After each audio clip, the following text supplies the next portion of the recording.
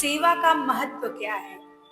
ये जो सेवा है ना, ये सेवा करने से सब कुछ प्राप्त हो जाता है। सब कुछ तो छोड़िए, भगवान की भी प्राप्ति हो जाती है।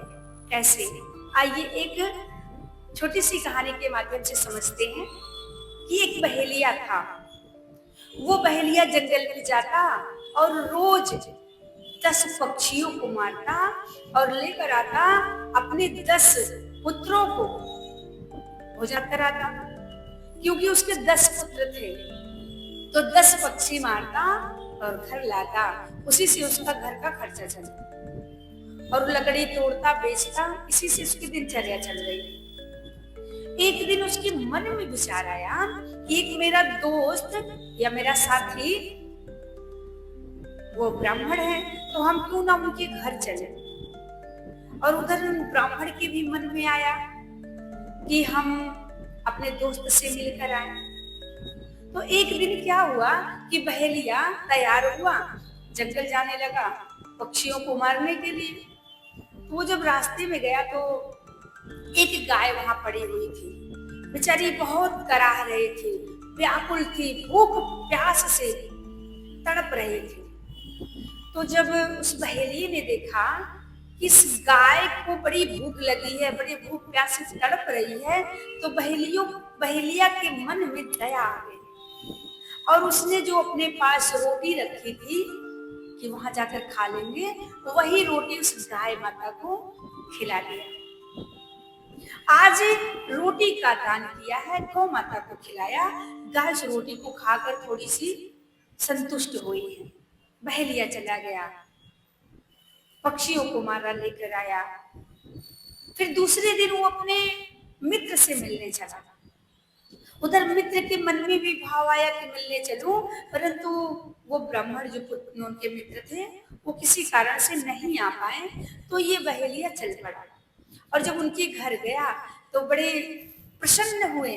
उनके मित्र ने जब देखा, अरे मित्र आप तो बहुत दिन बाद आए हो, बताओ क्या हाल चाल है, कैसे हो।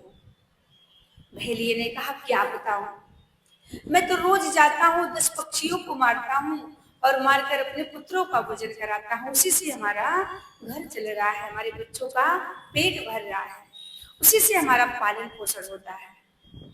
उस ब्राह्मण ने कहा मित्र, मैं तुझे बताऊं, मेरा तो सब अच्छे से चल रहा है, धन धान्य की कमी नहीं है, सत्संग भागवत पूजा कीर्तन सब चलता रहता है, किसी चीज की कोई कमी नहीं है, मेरा तो सब अच्छे से चल रहा है। परंतु मित्र जो तुम करते हो, 10 पक्षियों को मारते हो, तो जानते हो उसका कितना बड़ा पाप लगेगा। एक पक्षी मारने का कितना बड़ा पाप है। जितने पक्षियों को मार रहे हो ना, उतने कल्प तक तुम्हें आकर इस पृथ्वी पर भोगना पड़ेगा, पक्षी बनना पड़ेगा और तुम्हारी हत्या कोई न कोई करेगा। रो रो नर्क जाओगे, इतनी हत्या कर रहे हो। जब ऐसी बातें सुना बहेलिया, तो बहेलिये ये सोच सोच कर उसके शरीर से प्राण ही निकल गए। बहेलिया वहीं मर गया। कुछ लोगों ने जाकर उसके पुत्रों से बताया कि अरे पंडित जी ने तो बहेलिया को मार दिया, बहेलिया मर गया, अपने मित्र को मार दिया। अब सारे उसके जो 10 पुत्र थे वो सब लाठी डंडा लेकर चल पड़े मारने के लिए। अब तो पंडित जी को लगा कि हमारी जान बचने वाली नहीं है। पंडित जी भी एक लाठी उठाए और दरवाजे पर आके खड़ा हो गया, आओ कौन हमें मारेगा, चलो युद्ध करो, कौन ऐसा है वीर जो हमें मार सकता है। जब उसने ललकारा जोर से, तो सारे पुत्र उस बहेलिये के जो 10 पुत्र थे वो खड़े हो गए, पीछे हट गए। जब पीछे हटता हुआ पंडित जी ने देखा, तो पंडित जी बोले सुनो, ऐसी बात है कि मैं आपको सत्य सत्य बताता हूँ कि आपके पिताजी को मैंने नहीं मारा। मैंने जब ये बताया कि जो आप हत्या करते हैं, जो आप पाप कर रहे हैं, उसका कितना बड़ा पाप होता है, कि कितना बड़ा प्रायश्चित करना पड़ेगा, उसने ये सोच सोच कर अपने प्राणों का त्याग कर दिया। तो बालकों ने समझा। ब्राह्मण ने कहा ऐसा है कि मिलकर इनका अंतिम संस्कार करते हैं, आप लोग भी साथ दीजिए, मैं भी सहयोग करूंगा और इनका अच्छे से अंतिम संस्कार होगा। बेटे समझ गए और अंतिम संस्कार हुआ। तो उस जो मित्र था ब्राह्मण, उसके पास कोई कमी नहीं थी, खूब धन्य धान्य था। उसने इतने लोगों को बुलाया, इतने लोगों को बुलाया, सब बारात में गए। अंतिम संस्कार में उनकी चंदन की लकड़ी से उसका अंतिम संस्कार हुआ। उस बहेलिये का अंतिम संस्कार उस चंदन की लकड़ी से हुआ। और जो तेरहिया होती है, 13वें दिन इतना विशाल भंडारा करवाया, इतना विशाल भंडारा करवाया कि बहुत सारे लोगों ने विविध प्रकार के व्यंजन प्रसाद ग्रहण किए और सब जय जयकार लगा रहे हैं। जय जयकार किसकी हो रही है? बहेलिये की। जो कि धन तो है ब्राह्मण का, लेकिन ब्राह्मण का धन होते हुए भी उस बहेलिये के नाम का जय जयकार लग रहा है, सब जय जयकार कर रहे हैं। अब तो बहेलिया मर कर गया। जब यमलोक में पहुंचा, यमराज ने उसकी पूरी वीडियो पिक्चर तो चलती रहती है कि हमने जीवन भर कौन से पुण्य किए, कौन से पाप किए, हमने कितनी सेवा की है, हमने कितना पापाचार दुराचार किया है, वो सब फिल्म दिखाई जाती है। ये ना सोचिएगा कि यहाँ कोई नहीं देख रहा है तो वहां भी कोई नहीं देख रहा होगा, हम छुप के कोई गलत कार्य कर रहे हैं। देखने वाला तो देख ही रहा है। जब यमपुरी में गया, यमराज ने देखा कि अरे इसने तो बहुत पाप, पूरे जीवन इसने हत्या ही की है, इसने कोई पुण्य नहीं किया, पर हाँ एक पुण्य इसने किया है कि गौ माता को भोजन कराया है, गौ की सेवा की है, इसका पुण्य क्या है। पुण्य को देखा गया तो उसमें पता चला कि स्वर्ग की पहली सीढ़ी देखने का इसे पुण्य प्राप्त है। यमराज अपने दूतों को भेजते हैं कि इन्हें ले जाओ और स्वर्ग की पहली सीढ़ी दिखाकर वापस लेकर आओ, उसके बाद इनके पापों का जो सजा मिलनी है वो दी जाएगी। यमराज के गढ़ पहुंचे, उनको लेकर चले स्वर्ग की तरफ। और जब पहुंचे तो वो बड़ा चालाक था बहेलिया। उसने कहा महाराज मुझे अंतिम वाली सीढ़ी दिखाइए, क्योंकि एक ही सीढ़ी देखना है, तो पहली सीढ़ी देखे या लास्ट वाली सीढ़ी देखे, तो हमें लास्ट वाली सीढ़ी दिखा दीजिए। यमराज के दूतों ने भी सोचा ठीक है, पहली सीढ़ी या लास्ट वाली सीढ़ी, बात तो एक ही है। यमराज लेकर पहुंचे, लास्ट वाली सीढ़ी दिखाने के लिए जैसे उन्हें नीचे रखा, अब वो इतना चालाक बहेलिया कि वो स्वर्ग में कूद गया।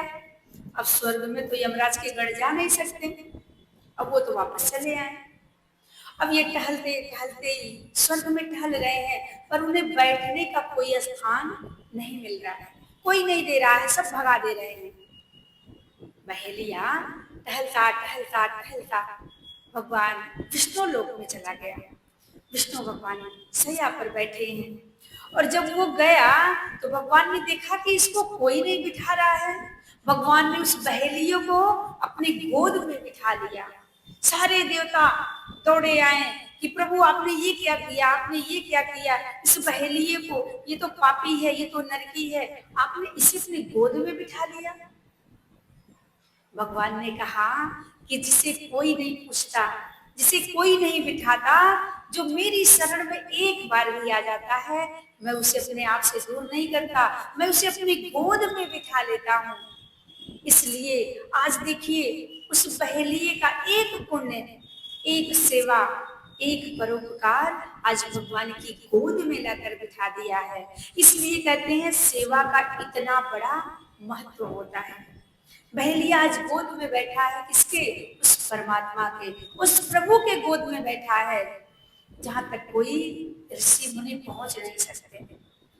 जन्म जन्म तक यत्न करते हैं पर भगवान को प्राप्त नहीं कर सकते। इसलिए सेवा का इतना बड़ा महत्व है कि यदि आप एक भूखे को भोजन कराएंगे ना, एक भूखे को भोजन कराएंगे तो एक भूखे को नहीं, साक्षात प्रभु को आप भोजन करा रहे हैं, प्रभु का पेट भर रहे हैं, भगवान नारायण को तृप्त कर रहे हैं। इसलिए कहते हैं सेवा का बहुत ही महत्व है। आप सभी लोग सेवा करिए और जीवन में कभी कोई गलत कार्य ना करिए, कोई पाप ना करिए। यदि जीवन मिला है मनुष्य का तो ऐसे जिए कि लोग याद करें, लोग याद करें कि हाँ कोई व्यक्ति था, कोई मनुष्य, कोई पुरुष था, कोई स्त्री थी जिसने इतना बड़ा, इतनी सेवा उसके भीतर है। तो भैया सेवा का बहुत ही महत्व है। ये छोटी सी कहानी हमें सिखाती है कि जब उस बहेलिए ने मात्र गाय को रोटी खिलाई, थोड़ी सी सेवा की, तो उसे भगवान की गोद प्राप्त हो गई। तो सोचिए यदि आप सेवा करेंगे, गौ सेवा करेंगे, उस मनुष्यों की सेवा करेंगे तो आपको कितना पुण्य मिलेगा और आपको भगवान की प्राप्ति क्यों नहीं हो जाएगी, जरूर होगी। इसलिए सेवा करते रहिए। आप सबको बहुत बहुत सेवा करने का धन्यवाद देती हूँ। जो भी सेवा कर रहे हैं सबको बहुत बहुत धन्यवाद। सबको जय सिया राम, राधे राधे।